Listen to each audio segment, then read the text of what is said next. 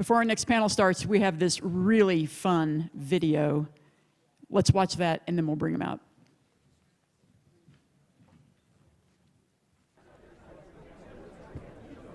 Thank you for coming in. It is time we finally tell our story. We have all been victims of cancel culture, and it has to stop. I am a victim of cancel culture. I am a victim of cancel culture. I am a victim of cancel culture. Yeah, and me too. I'm a big stinking victim of this cancel culture thing. Andrew Cuomo! That's me. Whoa, no. He is not with us. Yeah, I lost my job because of some tweets. You got people killed and harassed women, and you still have your job. That is not cancel culture! Sure it is. I'm canceled. They canceled me. Me too. Hashtag me too. I have learned quite recently, in fact, that this is not what me too means, mon ami. Who cares? Us up here, we're the faces of cancel culture. My situation is exactly like their situation. Oh, come on, give me a break. Get out of here, man. This guy's a lunatic.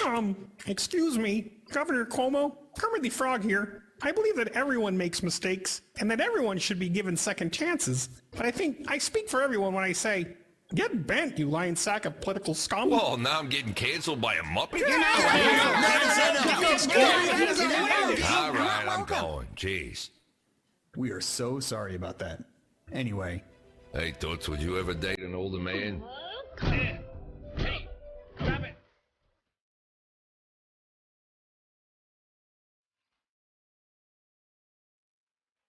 All right, let's welcome our panel. Come on out. All right, come on, Joel. Come on, Mandy.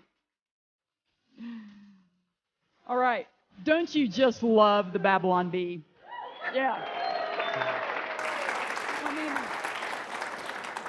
You guys want to have a seat just a minute? I'm going to do a very brief intro here. Then Joel's going to make some opening remarks, and then Mandy is going to interview him, and this is going to be a lot of fun. While we had planned to have Kyle Mann, the editor-in-chief of the Babylon Bee, Kyle had a family medical emergency and is unable to join us, but we were very fortunate to get Joel Berry to join us at the last minute. He writes much of the Bee's content that provides my daily dose of much-needed humor. Joel Berry is a Marine Corps veteran, husband, and father of 4 from Toledo. In 2019, he left a corporate job to pursue his dream career in writing. He has written for a variety of publications, including the Cleveland Sun, the Human Defense Project, and Bishop Barron's Word on Fire journal. He also founded his own satire site and podcast called The Petty Prophet, while writing the occasional article for the Babylon Bee. In April of 2020, he was hired on the Bee full-time and later became the Bee's managing editor, as well as the co-author, along with editor-in-chief Kyle Mann, of the upcoming book, The Babylon Bee Guide to Wokeness, which comes out in November. Joining Joel is a great friend of the Steamboat Institute, fellow rabble-rouser, and host of the wildly popular talk radio show, The Mandy Connell Show. If you're not already a fan, you should be. You can hear Mandy's radio show noon to 3 Mountain Time weekdays on 850 AM or 94.1 FM in Denver, or by listening anytime on iHeartRadio. And I'm going to turn it over now to Joel Berry to entertain you, and then Mandy will visit with Joel. Okay. All right. Well, thank you, Jennifer, and thank you to the Steamboat Initiative for having me. It's a real honor to be in the same room with a lot of people who are 10 times smarter than I am. I just write funny jokes in my laundry room, and so, feel out of place, but I'm really happy and honored to be here. I'm curious, a show of hands, how many people, this is the first time you've heard of the Babylon Bee? Anyone in here like, wow, okay. Oh, I'm so excited. All right. I'm about to introduce some newbies to the Babylon Bee. So for the uninitiated, the Babylon Bee is a Christian conservative news satire site. It was founded in 2016. If you're familiar with The Onion, with the kind of their fake AP-style news, we do something similar, only from the perspective of the conservatives and the Christians. We call ourselves fake news you can trust. In the year 1908, the great English writer G.K. Chesterton said these words: Satire has weakened in our epoch for several reasons, but chiefly, I think, because the world has become too absurd to be satirized. That was 110 years ago, and here we are in 2021, and the world is indeed far too absurd to be satirized, yet here we are trying to do just that. Writing satire in 2021 can be both a blessing and a curse. On one hand, we face a daily reality that has become a parody of itself, and it can be really hard to top what we see in the news every day. I mean, how can you be funnier than what you see in our news cycle? On the other hand, and our advantage is that we have a field full of low-hanging fruit that not a single late-night comedian will touch because it threatens the sacred cows of the left. And all we have to do is pick up that fruit. We kind of maybe tweak the reality a little bit and show you some of the humor in it in some of our news stories. So it might look like this article that we recently wrote. Biden's guest hosting of Jeopardy, a disaster as he flees every time a contestant puts an answer in the form of a question. Oh boy. I knew that was a bad idea, have Biden guest hosting Jeopardy. But since we're always competing with this absurd reality that we live in, it's not always obvious what is real and what's not. Sometimes people get tricked by the satire, by the fake news that we put out. Here's a good example of one that we released recently. CNN praises the Taliban for wearing masks during attack. I mean, let's be honest, CNN would do that. Some people believe it, that we were honored to get a Snopes fact check on this one. So rest assured, this is not a real news story. Another one, Trump sneaks back on Twitter by disguising himself as a Taliban spokesperson.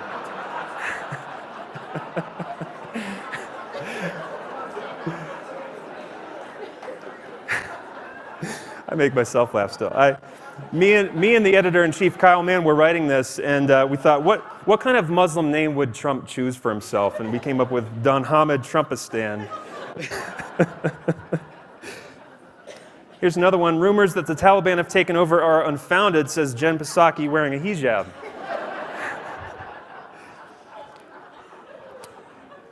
Believe it or not, these are all stories that went viral in part because some people actually believed that it's true. Now, I would argue that's not so much an indictment of our satire as it is an indictment of this reality that we live in, that something like that would actually be plausible. So it's always a challenge. It's always a challenge for us to stay ahead of the craziness in our news cycle. And as comedians, as comedy writers, as satire writers, our main competition is not folks like The Onion, Saturday Night Live, Stephen Colbert. Our main competition is just what Joe Biden says every day. I'm going to give you a few examples of that as well.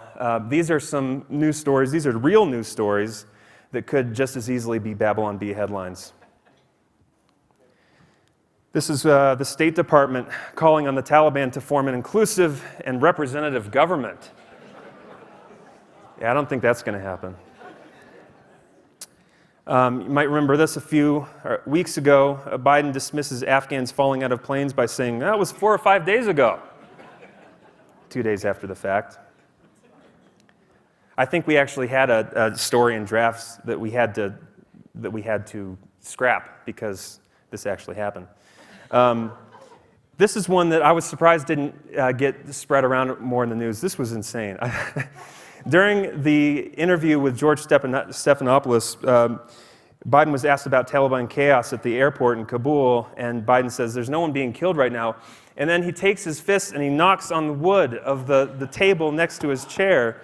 Like, doesn't that perfectly summarize what our foreign policy is right now? Just knock on wood, hope it turns out for the best.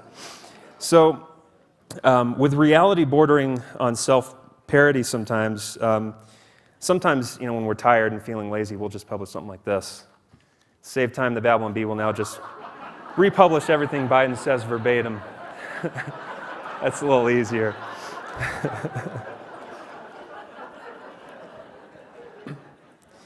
But in addition to wrestling with the daily reality that we see in the news, we have a bigger challenge that comes from big tech and big tech censorship. I mentioned in the first headline there that got a Snopes fact check. Our very first Snopes fact check happened about 2 years ago. Our editor-in-chief, Kyle Mann, was woken up in the morning by an email saying that our Facebook page had been taken down and demonetized, and we would no longer be able to post our content on Facebook. The reason given was we had violated their terms of service by sharing dangerous disinformation and fake news, and this was the story that we shared. CNN purchases industrial-sized washing machine to spin the news before publication.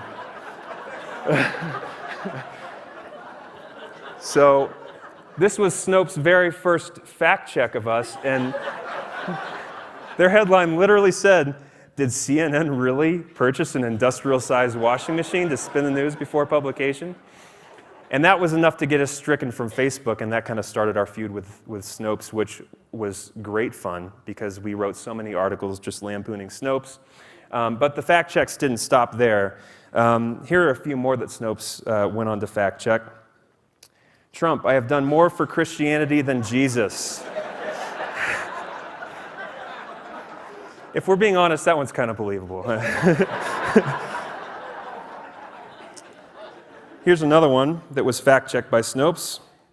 California Christians must now register Bibles as assault weapons. This is an example of one that this might more be like a not yet article. I mean, if Gavin Newsom doesn't get recalled, this might be reality soon. We'll see. Hey, we're in Colorado. Thanks to new laws, VeggieTales finally introduces new cannabis character. Cannabis Carl there. Any libertarians in the audience? I don't know. Okay.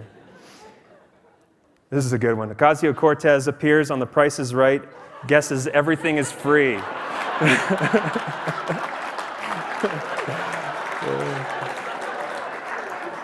This one was great because Snopes went all out on this one. They called the executive producer of the show and asked if Ocasio-Cortez had ever been on the show. They found the original footage and did like the CSI analysis of the tape. And it's not even that good of a Photoshop. Like they could have just said this is satire and been done with it, but they went all out.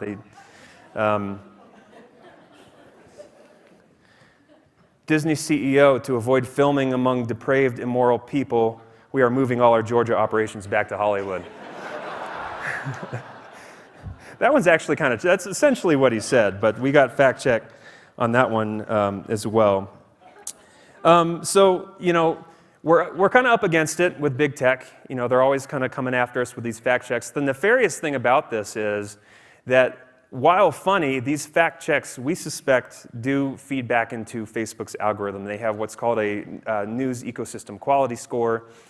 We've been trying to talk to our Facebook rep for a long time to see if the Babylon Bee is included in the news ecosystem quality score, and our rep more or less confirmed that we are. So what we suspect is that these fact checks are being fed back into the algorithm, and then that's used to suppress our traffic, which has happened in the last year.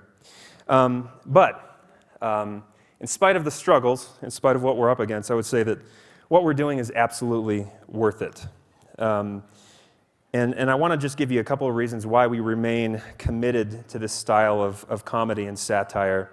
The first reason is that speaking truth to a culture that wants to suppress it is so important. Humor is a very powerful vehicle for truth, and sometimes it has a way of cutting through the noise in a way that maybe a 12-page op-ed just can't. Chesterton, we love Chesterton at the Bee. He also said, humor can get in under the door while seriousness is still fumbling at the handle. But it's not just effective in communicating truth. Satire is effective in calling the powerful into account. It can dethrone the powerful. It can make caricatures of those that threaten our liberties. Sheriff Arafa, who is an Egyptian political cartoonist, said this: joking about something is a mechanism to overcome your fear towards it. If people see their leaders in cartoons, that can help make them realize that they are not gods. The second thing that drives us in this whole effort is that, if we're being honest, we need to laugh, especially right now. I mean, am I right? The world is a tragic place. If you're like me, you wake up in the morning, you open Twitter, you open Facebook, you open CNN, you open Drudge Report, you open the Daily Wire, and you're assaulted with tragedy, hypocrisy, things that frustrate you and are designed to make you enraged. And laughter helps us find the joy even in the midst of the terrible circumstances we often find ourselves in. Big tech, the mainstream media, they want to keep you outraged. They want to keep you mad. It's good for clicks, it's good for traffic, it's good for shares. And we hope that in our own small way, we're acting as a bit of an antidote to that. The other thing is laughter is unifying. Comedy is at its best when it's reminding us how silly we all really are. I think when we're engaged in partisanship, we tend to magnify the sins of others and act blind to our own sins. But what comedy does is it kind of reminds us that we're all, this is what comedy is. This is what it is to me. The essence of comedy is a well-dressed man wearing a suit who's very proud, falling and slipping on a banana peel. That's comedy to me. And when you think about the fact that we are essentially all that person, we're imperfect, we're sinful, we have our pride, we have our imperfections. When you can look at humanity that way, it's healing. It can bring unity, and it's an antidote to hate, even in this environment we find ourselves in that's just so divided and so partisan. Here are a couple examples I wanted to show you of some articles that we shared where we try to kind of lampoon the sacred cows on both sides. Liberty University criticized after unveiling stained glass window depicting Donald Trump. This one, oh man, this one went viral on the left. They freaked out about this one. Oh. Inspiring. Celebrities spell out, "We're all in this together," with their yachts.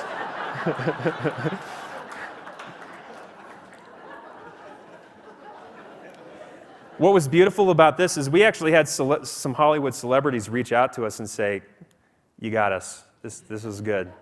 And when you can accomplish that, even with people you disagree with, that's a success as far as I'm concerned. NBA players wear special lace collars to honor Ruth Bader Ginsburg.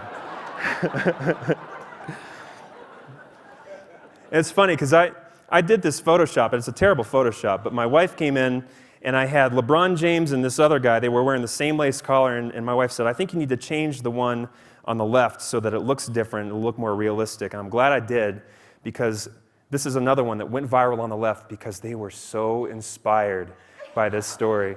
They thought it was the most beautiful thing they had ever seen.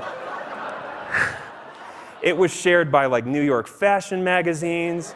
It went viral in Paris. I mean, they thought it was so uplifting and inspiring. And then, you know, I can only imagine their faces when they found out where it came from. Biden cuts hole in mask so he can still sniff people's hair. I don't care who you are, that's funny.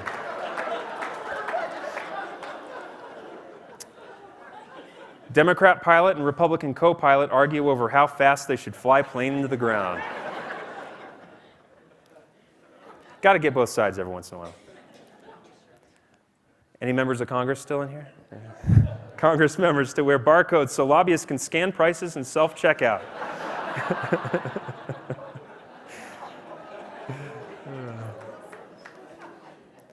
And then this is the last one. Poll finds most people would rather be annihilated by giant tidal wave than continue to be lectured by climate change activists.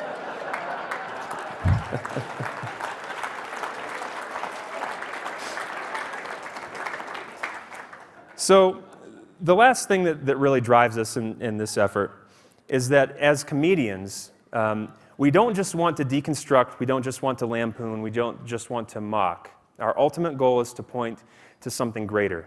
I think a lot of comedy these days is very nihilistic. It's very focused on deconstruction and pointing out the absurdities of life. But I think good satirists need to take that one step forward and point to the truth behind the foolishness that they're lampooning. We want to point to something that's more beautiful, more truthful, and more hopeful. For example, as free market conservatives, we have a better way. We have a better way. We have a way to show the world that leads to human flourishing. As Christians, we're Christians at the Bee. We point to a Savior who offers us forgiveness, who promises to return, who promises to come back and enact perfect justice.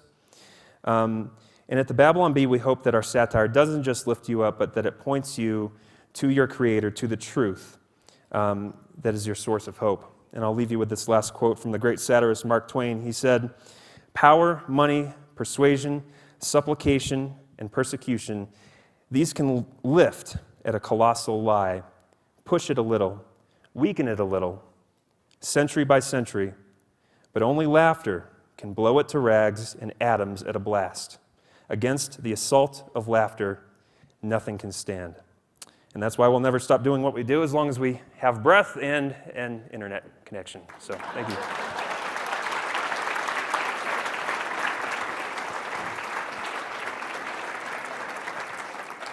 So Jennifer has been kind enough to let me horn my way into the Steamboat Institute's Freedom Conference now for a few years.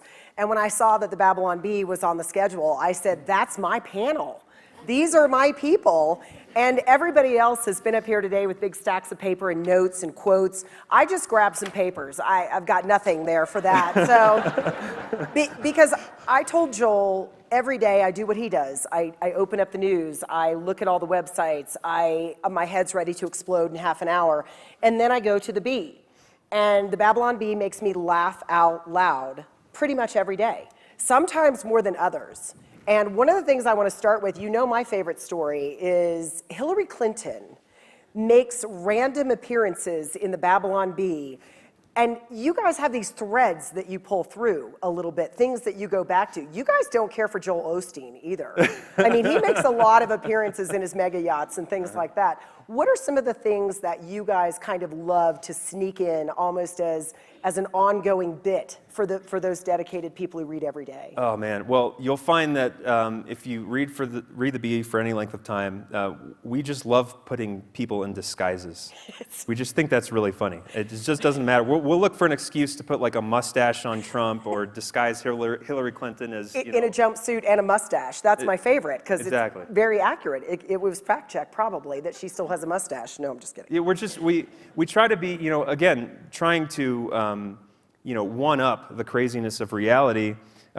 Sometimes we just have to go as Looney Tunes as possible. We put people in wigs and we had one where Ted Cruz, when Trump was trying to determine who his last Supreme Court nominee would be, Ted Cruz, or the headline was unknown lawyer Tedina Cruzette submits name for justice pick, and we had Cruz in like long hair and rouge, and so honestly, it's just most of what we do is just stuff that makes us laugh, and we do it because it's fun. The first time you guys woke up and you're getting fact-checked by Snopes, did you just run around the office and high-five? What was that moment like? Because that had to feel like you had almost made it at that point. Well, I mean, it was weird because at first it was a bit of a panic feeling because your Right. Facebook page is down and you don't know how it's going to pan out. I think we were more high-fiving when we got that second Snopes fact check, and we knew that we were about to start a bit of a tiff. So,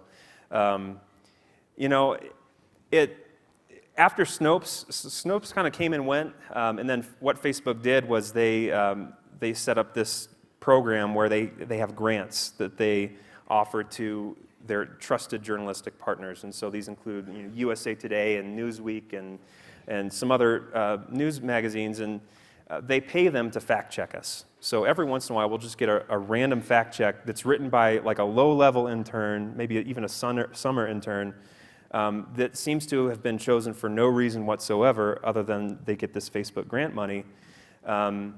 And so it's weird. It's a moving target. We focus on Snopes, but it's not just Snopes. It's really anyone who's a part of that Facebook grant. There's never been any clarity on why they choose the stories they choose. So there's no consistency in the stories that they choose. No consistency. Sometimes they choose viral ones, sometimes they don't. So it's really opaque, and it you know, the conspiracy theorist in you kind of just postulates what it could mean, what it could be doing. Do you guys ever come up with a headline that is too outrageous even for you? Like you go, maybe it's too soon, maybe it's too much. Do you ever, where's the limit for the Babylon Bee? Oh man, we've made a few mistakes. I think typically, if there's a death of a famous person, you wait a day or two, I guess.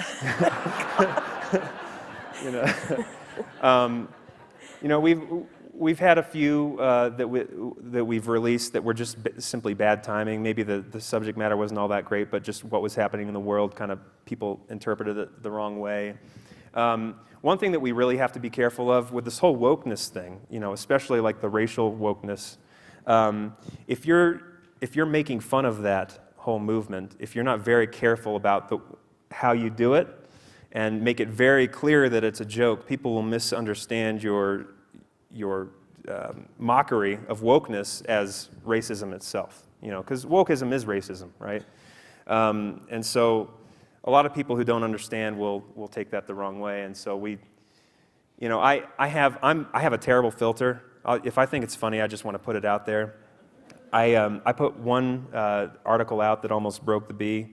I'm not going to say what it is. No, you have to say what it is. You can't. Okay, I'm he'll not tell you allowed. all after class, okay?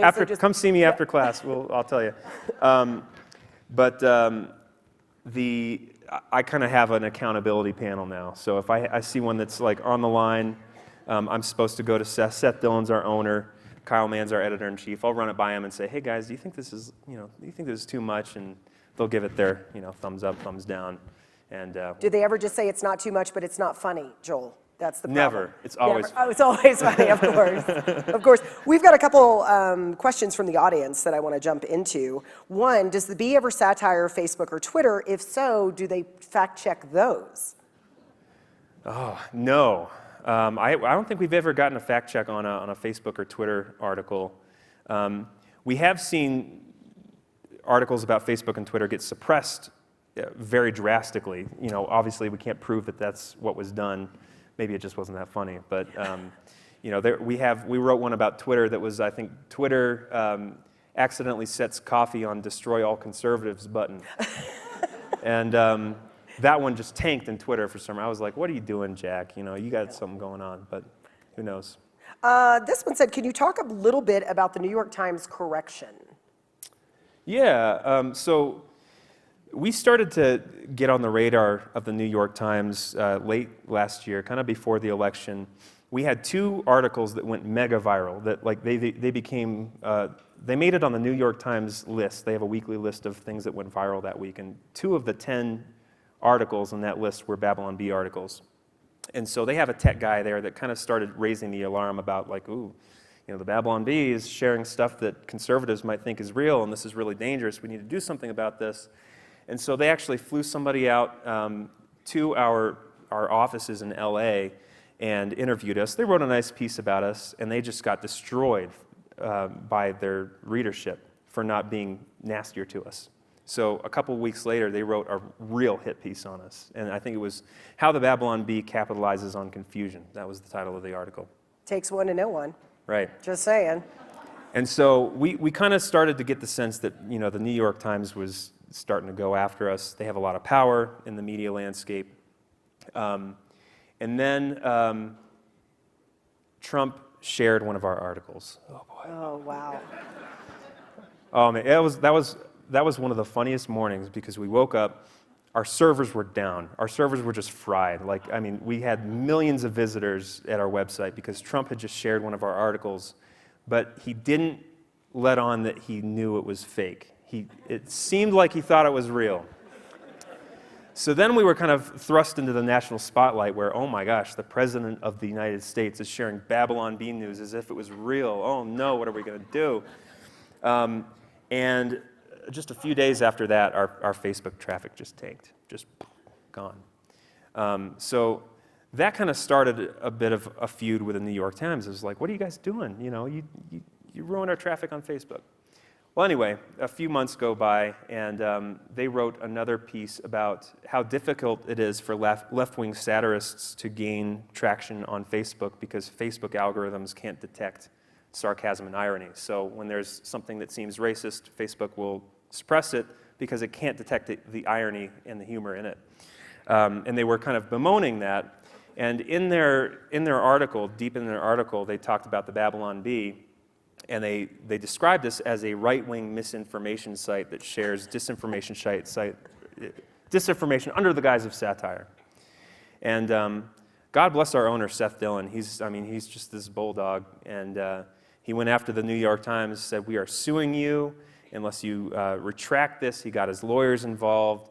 And a few weeks later, we got a retraction out of the New York Times. That was a proud moment for us. It's very interesting to me that the New York Times would immediately assume that the Babylon Bee is a problem because obviously people are on the right are too dumb to get satire. That was the position that they jumped to immediately. Yes. That's incredible to me. It doesn't occur to them that maybe people love the Babylon Bee because for years all comedy has been coming from the left, and frankly people on the right have been under attack but by comedians and late night shows and everything else for so long now that I think that you guys have filled a niche that has been just waiting.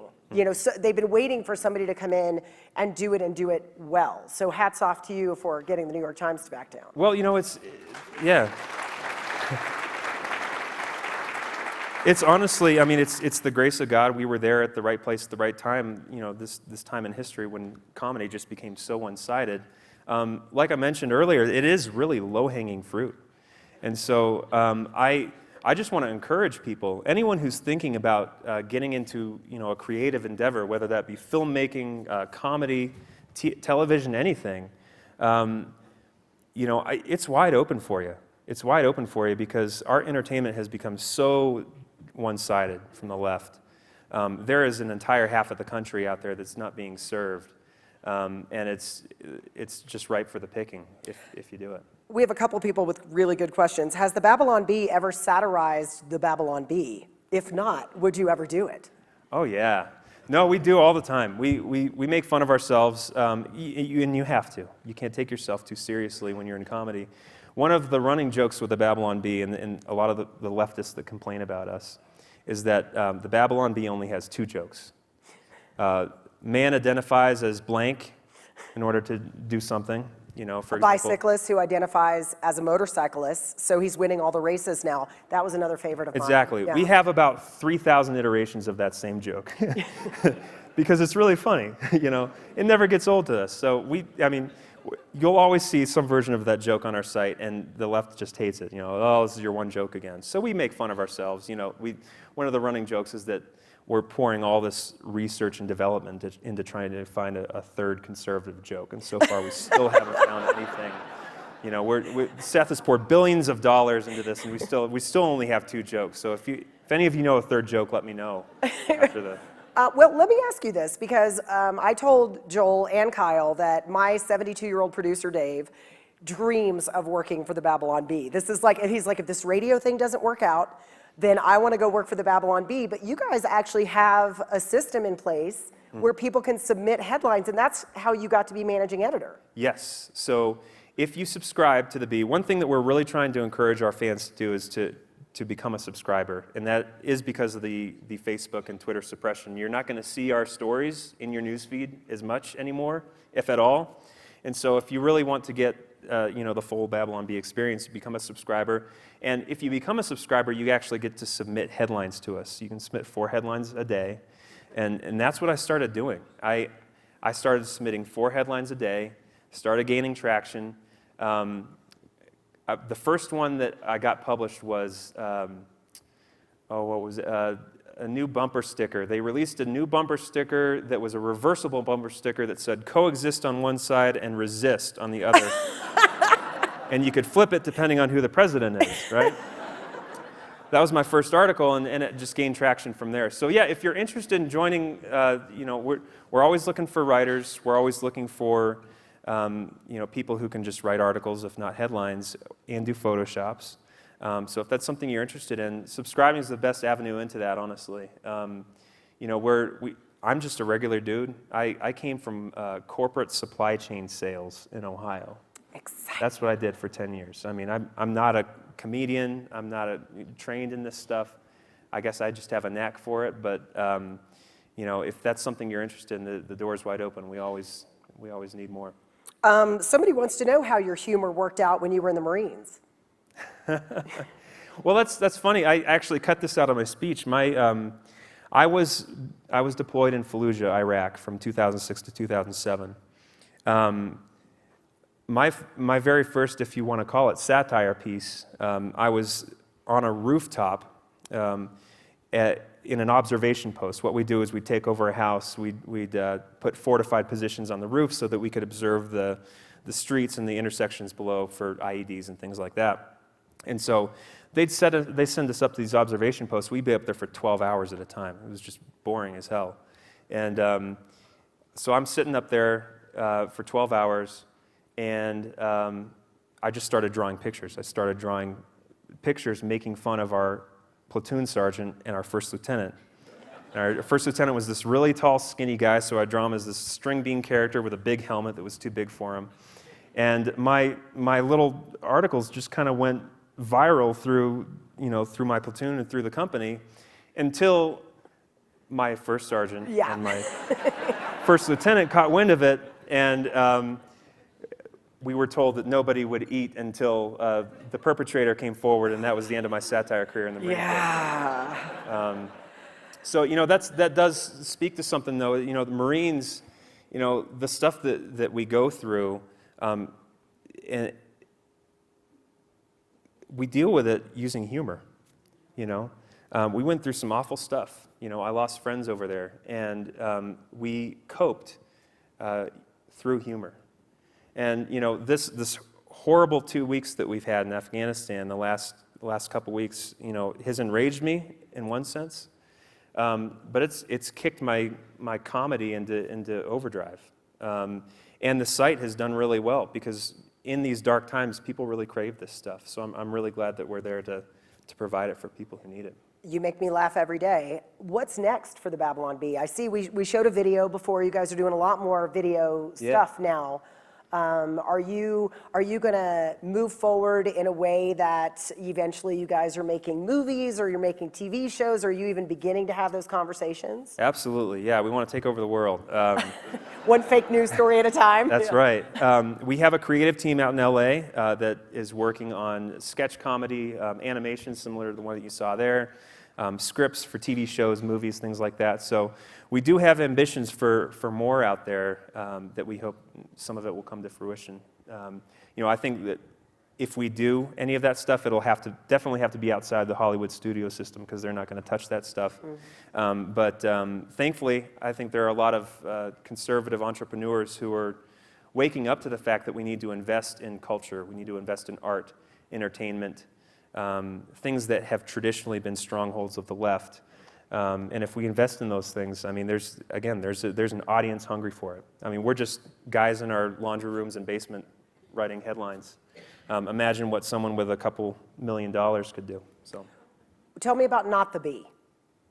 Yeah, so Not the Bee came about when we started to see this phenomena that reality was stranger than our satire. And so we're like, we need to start capturing some of this. We're going to have a site that gives real news. We're going to cover all the real news that is so ridiculous it seems like satire. So that's what Not the Bee is. It's a real news site. You'll find all the most outrageous and silly stories on there. The other thing that we built into the back end of that is a social network. So with Facebook doing what they're doing, with Twitter doing what they're doing, we decided as conservatives we're going to start building our own.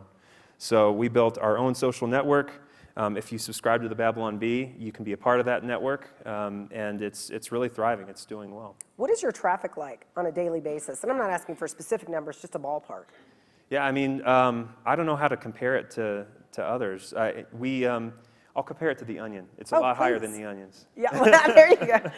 Have you guys ever had a beef with The Onion? You ever any satire v. satire situation there? No, we even though The Onion is very leftist, very atheist, and we don't see eye to eye on them in terms of worldview, we respect what they do as comedians. It's not easy to come up with jokes day after day after day. So in that sense, we have this kinship with them, even though we're on opposite sides of the political spectrum, as comedians, and they do publish a funny one every once in a while. See, I've been an Onion fan for a long time. The Onion is a long-time satire site. They've been around forever.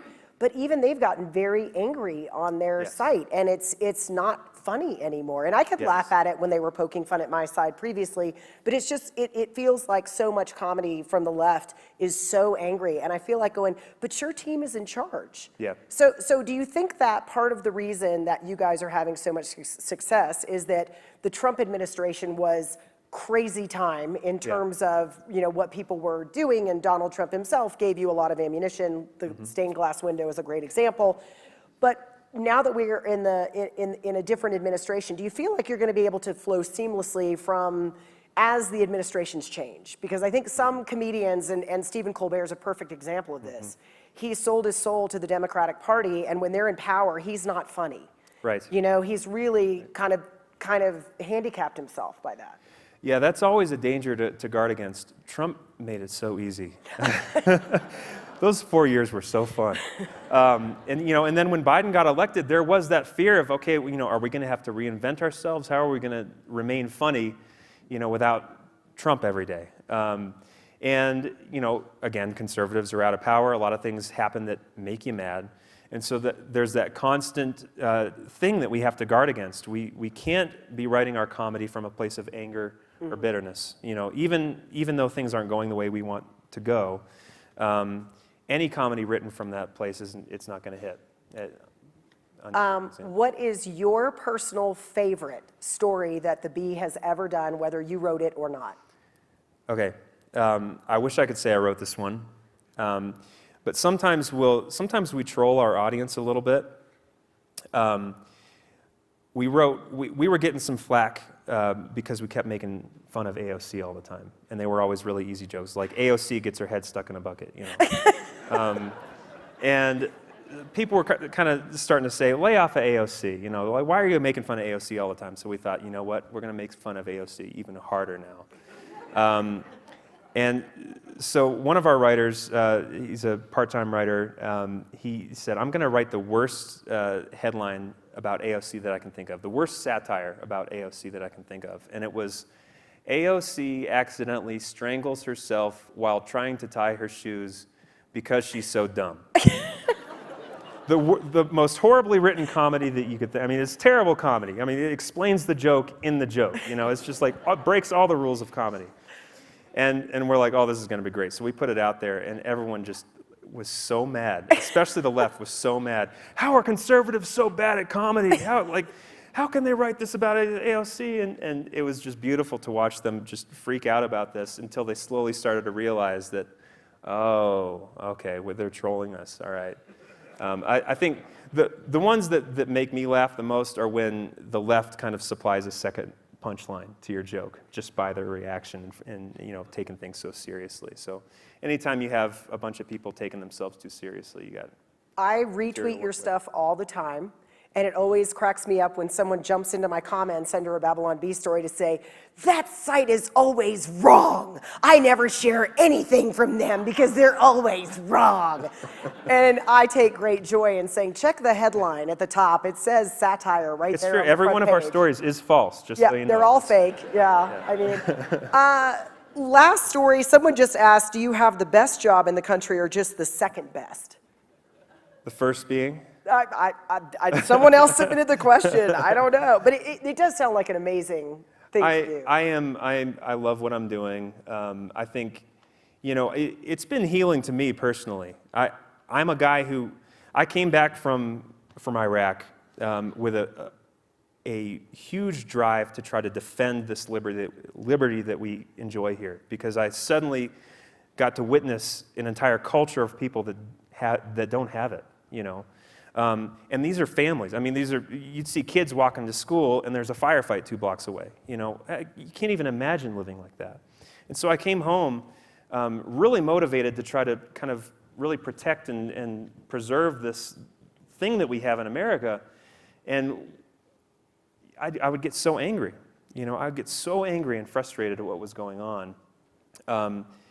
When you make the switch from, waking up and thinking, what can I get angry about, to, what is funny about what's going on right now, it's really healthy. And I encourage all of you to do it. We can't stop fighting. We have to keep speaking the truth. We can't get apathetic about this fight that we're in, but we have to keep good humor about it. I mean, we have to do it for our souls, for our health. And so it's been wonderful. Don't forget, as soon as you leave here, you go subscribe to the Babylon Bee, because you're all going to be thinking of headlines yourself every time you read a news story. Joel Berry, thank you so much. Thank you. Thank you.